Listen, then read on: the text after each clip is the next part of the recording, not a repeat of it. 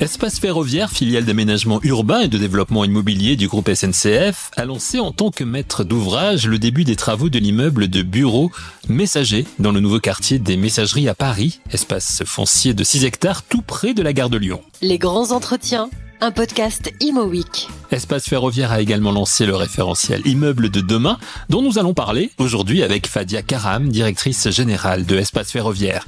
Mais dans un premier temps, Fadia Karam nous parle de l'importance du projet Messager dans la requalification urbaine du quartier des Messageries et de son impact sur l'environnement urbain de Paris. Écoutez, Messager, oui, il a une place très importante dans le projet du quartier des Messageries parce qu'il est le premier projet immobilier qui va être réalisé dans le cadre de cette grande opération d'aménagement qu'on porte en tant qu'aménageur urbain, donc la transformation de 6 hectares de foncier à côté de la gare de Lyon. Et donc, le programme Messager, dont on est le promoteur aussi immobilier, va donner l'exemple. Donner l'exemple dans la délivrance de la promesse sur le plan d'excellence environnementale, sociale, sociétale. Tout ce qu'on vise en qualité d'excellence pour le quartier sera traduit et concrétisé dans le cadre de cet immeuble-là, qui est un concentré de recherche et d'innovation et d'esthétique et de qualité. D'abord, il est porteur de messages sur la mixité. Il y a un message urbain aussi, donc parce qu'on mixe des fonctions de bureau, de l'unité de logistique urbaine, du commerce au rez-de-chaussée et de capacité de réversibilité aussi, ce qui donne aussi cette mille-vie à ce futur immeuble. Le deuxième message, un message de biodiversité, renaturation. Dans le quartier, déjà, on déploie quasiment 30% de pleine terre et 50% de surface végétalisée, et avec un parc d'1 hectare qui va être livré, 300 arbres dans l'échelle du quartier. Et à l'échelle de l'immeuble, on a un mode condensé aussi la transformation de l'îlot pour créer une cour végétalisée, des terrasses végétalisées, donc la réintroduction de la nature, de la biodiversité dans l'immeuble. Et le troisième point, la neutralité carbone. À l'échelle du quartier, on vise moins de 30% de CO2 par rapport à une trajectoire initiale. Un grand travail de décarbonation, de développement d'énergie verte et renouvelable, puisqu'on équipe le quartier par un réseau de chaleur, et une stratégie assez massive d'économie circulaire par le réemploi des matériaux. Et c'est la même philosophie, on la déploie sur l'immeuble Messager, où on pousse le curseur très loin sur ces 3 axes de décarbonation, d'énergie verte et d'économie circulaire. Donc on est déjà dans l'immeuble de demain, dont on va parler tout à l'heure. Donc ça va être un exemple, Messager, on va dire la figure emblématique de ce quartier tel qu'il va être ensuite. Comment est-ce qu'il s'intègre dans le paysage économique et commercial du quartier de la gare de Lyon-Bercy, et quelles sont les perspectives de développement pour ce quartier qui est en fait un espace foncier de 6 hectares, je crois. Oui, tout à fait. Le quartier fait 6 hectares, mais le Messager, en fait, il a la chance de bénéficier d'un environnement très stratégique avec la proximité de la gare de Lyon. Donc, on est au cœur d'un pôle tertiaire déjà autour de la gare de Lyon, Bercy, Paris-Rive-Gauche et plusieurs quartiers d'affaires. Donc, cette localisation dans un secteur vivant, commerçant, qui attire déjà de nombreux ministères et des entreprises de renommée internationale, son potentiel est déjà là. Et donc, cette place privilégiée au sein de ce quartier est déjà une forme de qualité et de valeur pérenne pour l'immeuble. Deuxièmement, il aura aussi une adresse nouvelle avec le nouveau quartier Messagerie, donc qui va lui donner une signature, un quartier bas carbone, un grand parc, un lieu vivant par sa mixité fonctionnelle. Donc, ces 2 éléments vont certainement donner une valeur urbaine à cet immeuble-là, et ce qui nous donne confiance dans sa commercialité. C'est pour ça qu'on a lancé les travaux. On est confiant et on aborde sa commercialisation avec sérénité parce que dans tous les cas, la demande est là et elle sera là, pour preuve qu'on n'est pas le seul. Donc, on a des grands investisseurs qui sont là, SFL, Gessina, Nous sommes dans Paris intramuros. On voit bien que la demande, essentiellement en Île-de-France, est de nouveau cible le centre de Paris. Le retour des bureaux à Paris, bien sûr, avec des surfaces moindres, mais meilleure qualité.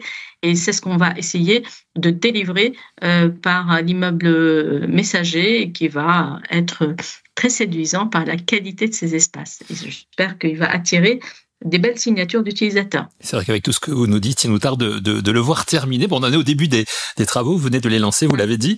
Alors, quelles sont les principales caractéristiques architecturales et fonctionnelles? Vous en avez un petit peu parlé, des caractéristiques fonctionnelles de Messager, mais notamment en ce qui concerne des sujets importants aujourd'hui, la réversibilité et la flexibilité d'usage. Oui, en fait, le Messager, donc c'est un immeuble qui va véhiculer principalement les valeurs de l'immeuble de demain. C'est ce référentiel sur lequel on a travaillé depuis quasiment 2 ans avec l'IFPEB, le CSTB. On a pu déployer plusieurs critères de qualité parce qu'il n'y a pas que la qualité architecturale, il y a des usages aussi au cœur de notre réflexion. Messager porte 3 valeurs fortes, donc l'esthétique, la sobriété et les usages, la fonctionnalité et les qualités de ces usages. L'esthétique est un élément aussi de pérennité de la valeur. Nous avons fait le choix de faire un objet architectural qui permet de créer la liaison et un rapport aimable avec le patrimoine existant qu'on conserve sur le site des messageries. Une architecture qui crée les liens entre hier et demain et aujourd'hui. Donc avec des matériaux de qualité, de la pierre, du bois.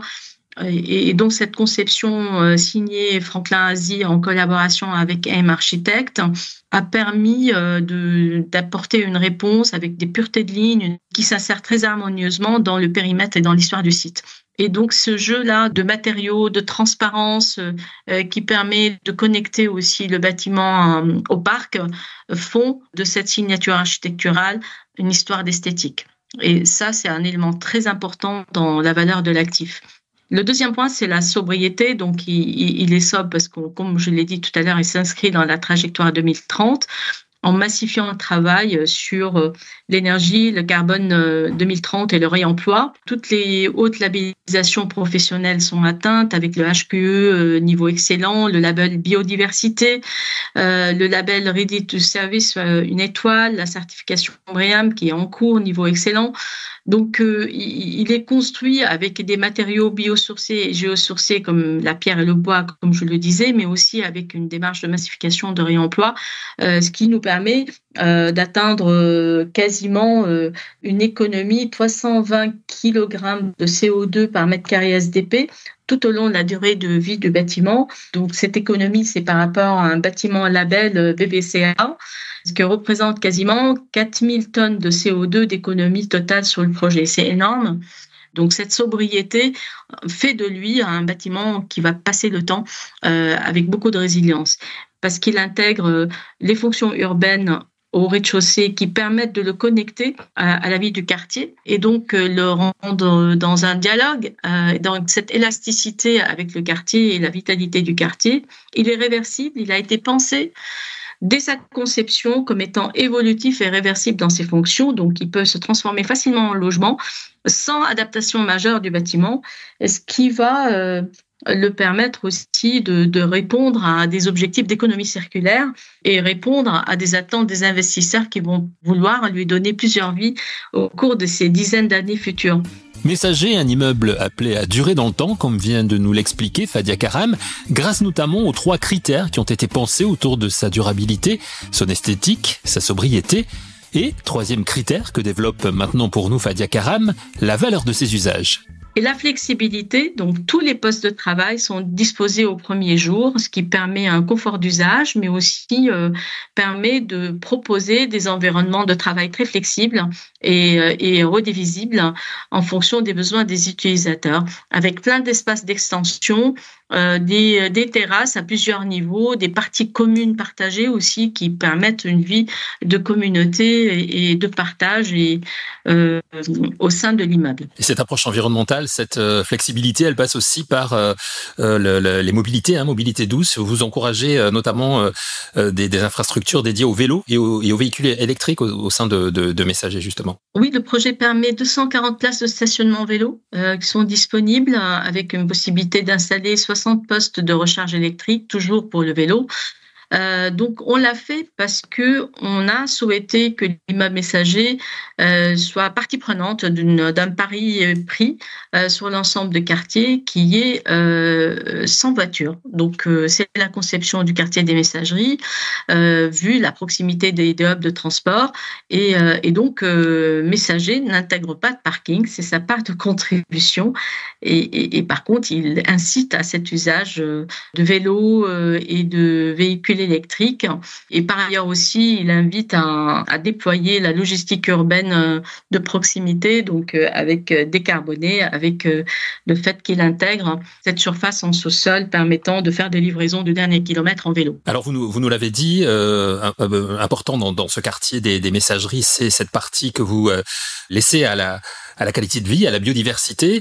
Vous en tenez compte, bien évidemment, dans cet environnement urbain qui est autour de la gare de Lyon est quand même plutôt dense. Donc ça va être quoi ? Ça va être une respiration, ce quartier des Messageries ? Ça va être un espace de transformation très élargi, parce qu'il va rayonner, on fait vraiment l'intégrateur de ce lieu de biodiversité dans un secteur urbain qui va complètement en bénéficier au-delà de 6 hectares. Donc, on apporte, comme je disais, 30% d'espace en pleine terre, quasiment un parc d'1 hectare avec 300 arbres. Donc, ça va être avec des activités de rez-de-chaussée, des commerces, des lieux, des fonctions d'équipement, des lieux culturels, des lieux ouverts à la vie de quartier, un secteur très élargi de quartiers environnants et des habitants et des utilisateurs qui sont déjà habitants dans le quartier. Oui, c'est une soupape de respiration, c'est un moteur de vitalité, c'est une offre condensée de services de proximité et c'est vraiment le démonstrateur de la ville du quart d'heure.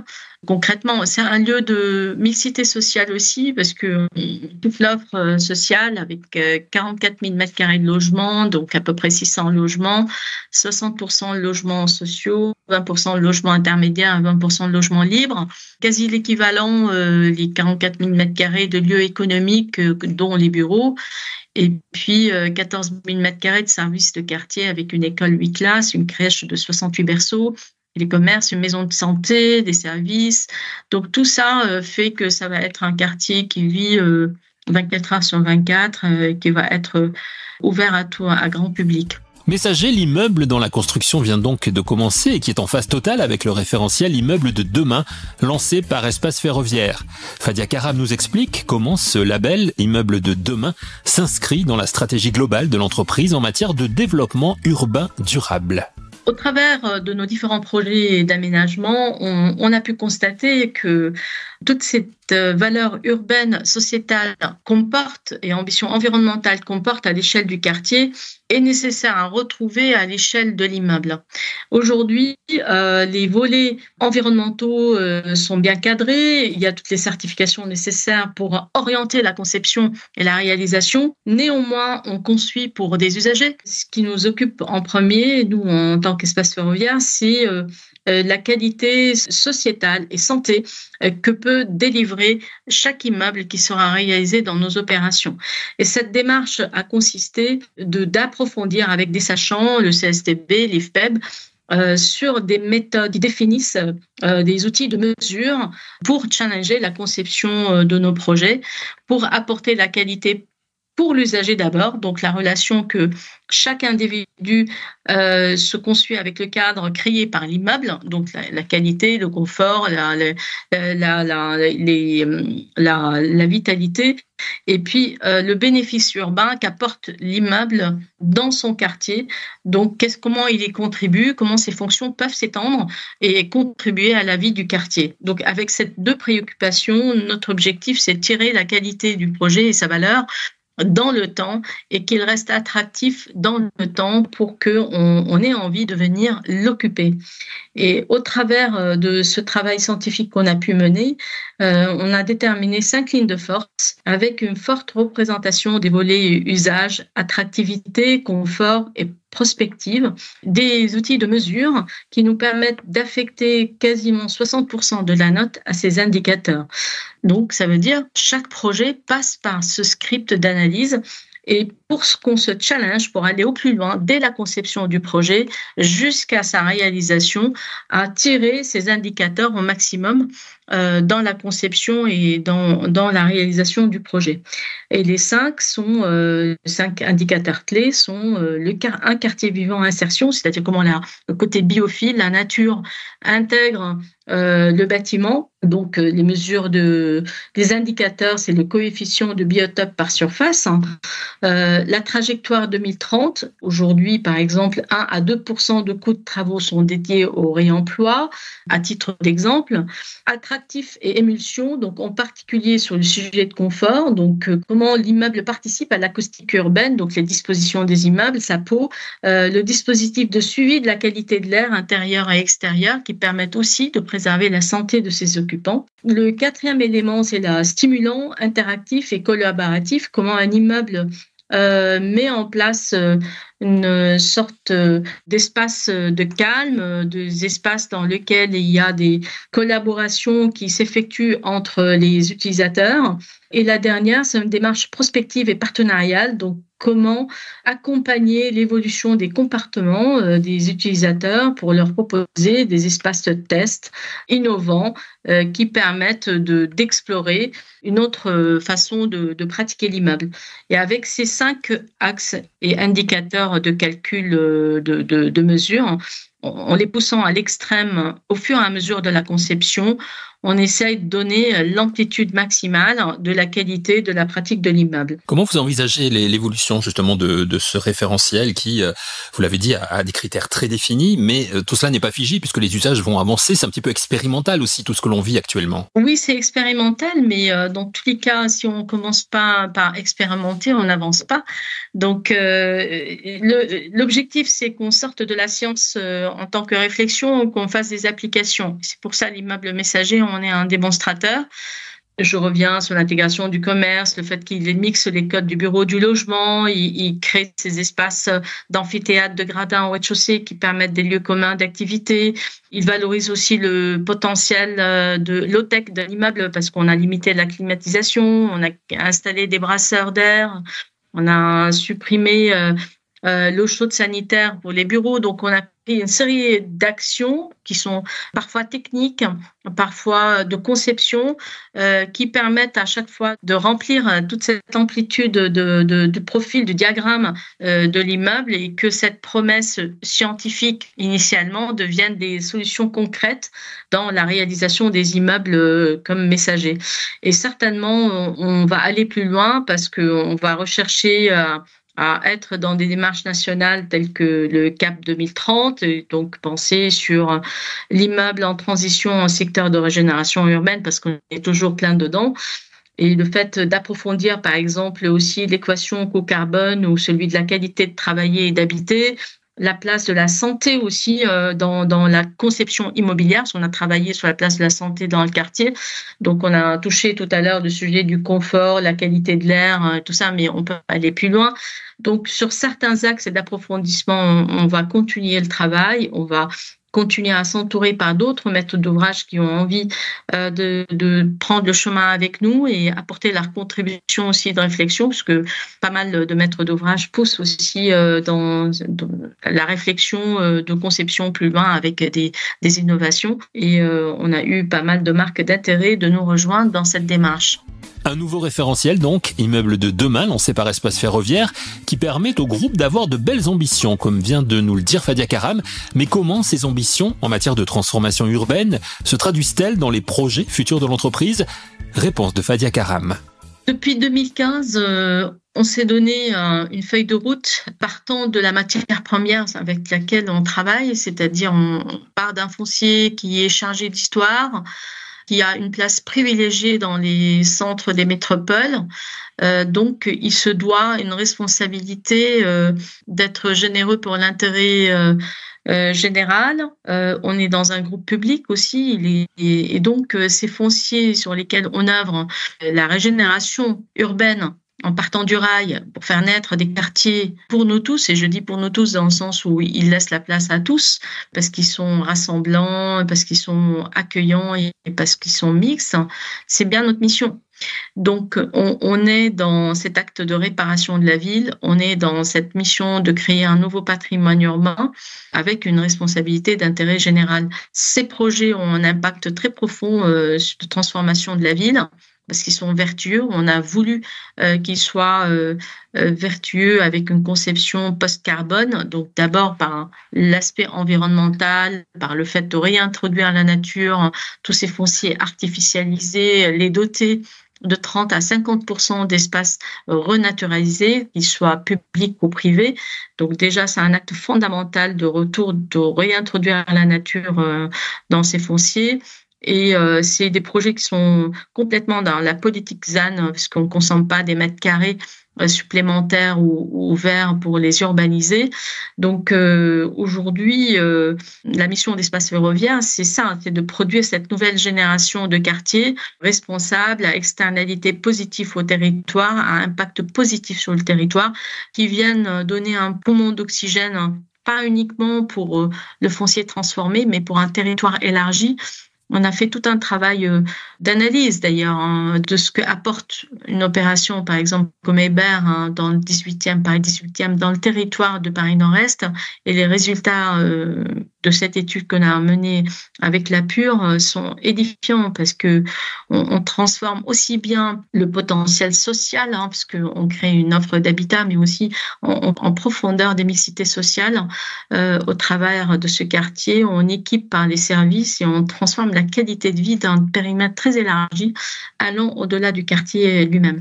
Et donc, globalement, sur Paris, on est sur 3 projets principaux, donc qui représentent à peu près 15 hectares, qui vont réintégrer la ville par leur transformation, donc de l'ordre de 1800 logements, dont 50% de logements sociaux, 95 000 m² d'activités économiques de toutes sortes, du tertiaire, du productif, de l'artisanal, de l'économie sociale et solidaire, 50 000 m² de services d'équipement, d'animation de quartier, c'est énorme aussi, donc avec des écoles, du culturel, du commerce, des services de proximité et plus de 900 arbres. Donc, c'est une transformation de profondeur du territoire parisien. Sur les régions, on est aussi sur les grandes métropoles comme Bordeaux, Toulouse, Lyon, avec des recyclages urbains de foncier. À Bordeaux, on a quasiment 12 hectares de foncier qui vont permettre de créer 4,6 hectares d'espace vert et plus de 1500 logements en transformation, tout ça autour de la gare Saint-Jean. Et sur Toulouse, à peu près 4 hectares de foncier avec une grosse transformation de l'ordre 70 000 m², qui est aussi un quartier d'affaires, mais qui mixe aussi une partie en logement et des services urbains. Donc, notre responsabilité, c'est quartier post-carbone, donc trajectoire carbone 2050, réduction, adaptation. C'est des réponses urbaines concrètes qui permettent de traduire cette trajectoire. C'est aussi une politique de logement et du ZAN qui sont une politique de l'État déployée complètement sur nos fonciers parce qu'on produit beaucoup de logements et on désartificialise nos fonciers. Et 3, être toujours dans une démarche de partenariat et de travail avec les collectivités locales pour être le plus sur mesure, pour apporter des réponses à des politiques locales de réactivation des territoires. Et donc, on est pour ces collectivités et parfois des grands aménageurs territoriaux un vrai partenaire de confiance. Espace Ferroviaire, vrai partenaire de confiance pour les territoires, avec, concernant la ville de demain, désormais du concret et un travail remarquable effectué par les équipes de l'aménageur et promoteur Espace Ferroviaire, la filiale d'aménagement urbain et de développement immobilier du groupe SNCF, dont Fadia Karam est la directrice générale. Fadia Karam que l'on remercie très sincèrement pour cette riche et brillante présentation du référentiel immeuble de demain lancé par Espace Ferroviaire et le lancement également des travaux de l'immeuble messager au sein du nouveau quartier des messageries tout près de la gare de Lyon à Paris. Merci à vous d'avoir écouté cette émission et rendez-vous très vite pour un nouvel épisode de Les grands entretiens, un podcast Imo Week.